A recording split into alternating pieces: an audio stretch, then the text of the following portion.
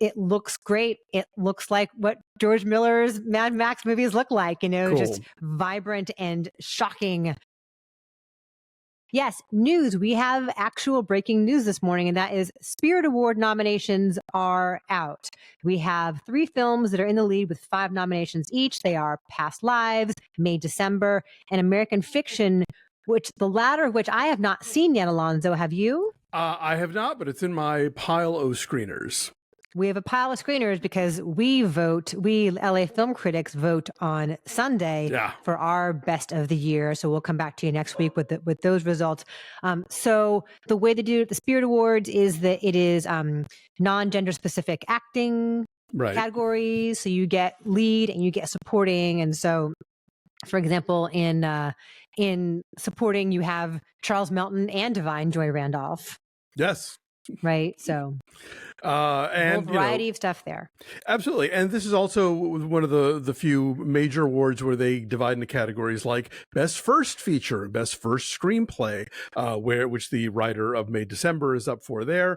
And also for what's the cutoff for Cassavetes now? Is it under $1 million or under? It used to be under 500,000, right? I mean, like they raised the level of the whole budget for any of the nominations. It used to be like 20 million, and now it's 30 million. I think Cassavetes is still $500,000, right?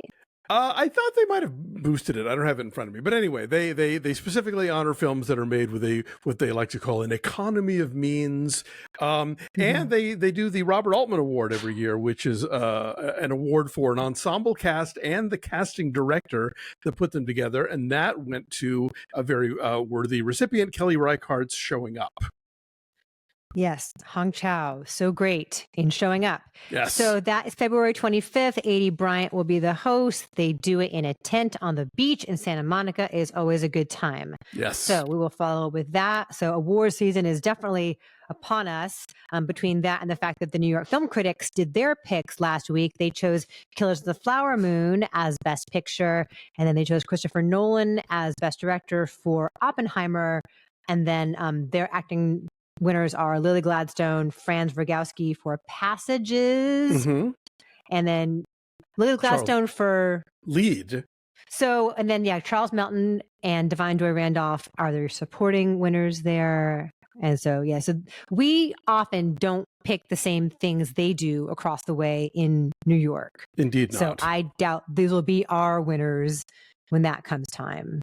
So it's all a mystery. Sorry, this is a very slow website. But it's okay. We'll come back to it. What's interesting is that Franz Ragowski for Passage, I think that was a film they weren't really pushing all that hard. At least I hadn't been getting a lot of year-end emails about it. And then as soon as he won that award, and I believe also won at the Gothams, suddenly I'm getting for your consideration emails about Passages, which is cool. Lily Gladstone for Killers of the Flower Moon.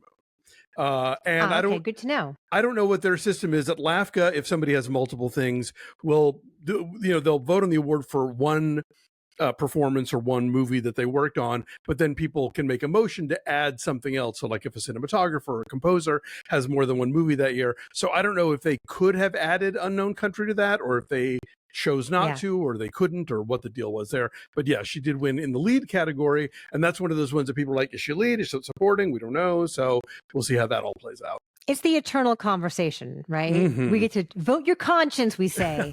So that's all happening. We are in the thick of award season, but also we have box office to tell you about. Yes. Beyonce's Renaissance opened at #1 with $21 million. That's about what they were expecting, but it's also the biggest opening weekend in 20 years, right? This weekend after Thanksgiving is notoriously kind of a slow time. Folks are, getting back from wherever they were, visiting family, traveling, going skiing. And so that after Thanksgiving weekend tends to be slow.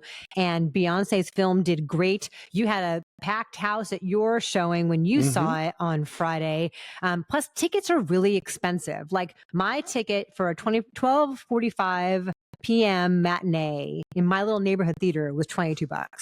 Yeah, so. I was $22 for like a 4:00 show on a Friday. But, again, I think this is an indication of if you build it, they will come. This is this traditionally dead box office weekend. And I think she very candidly took advantage of that fact, of the strike sort of messing with the pipeline. I think the strikes play a big role in this success and in Taylor Swift's, in terms of what was in theaters, what was getting pushed back, what could other people promote or not promote.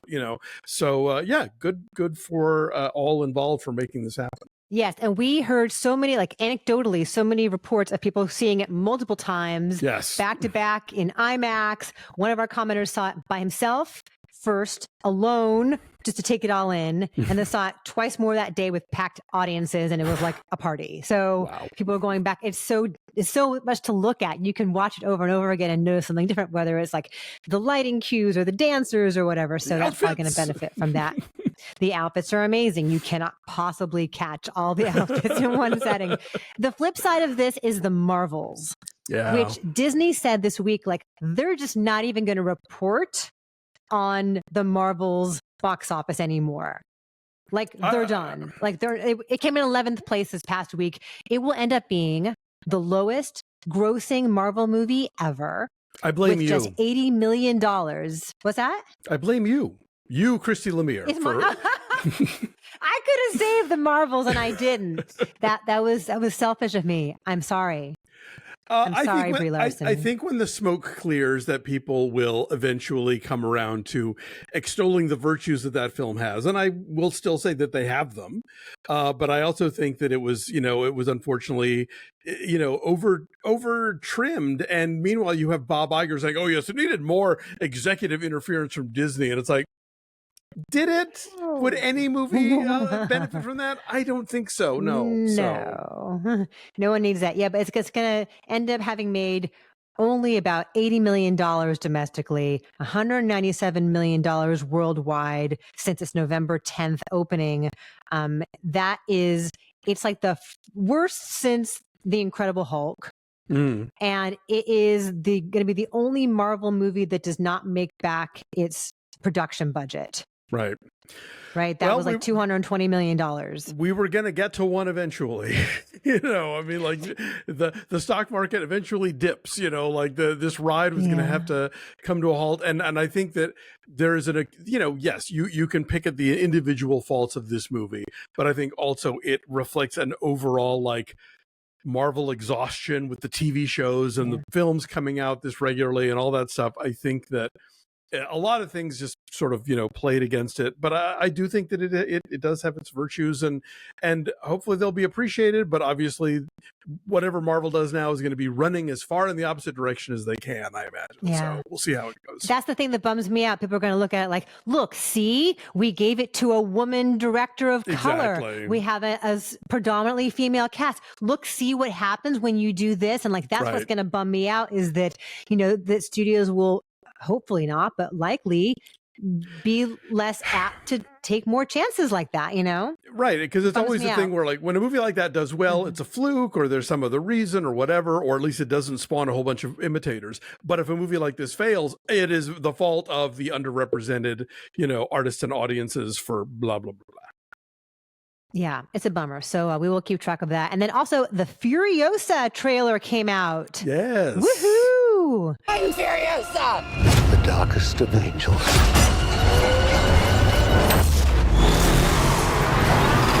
Very exciting. The prequel to Mad Max Fury Road, young Muppet baby Furiosa trying to figure out how to get across the desert. Anya Taylor-Joy taking over the role from Charlize Theron.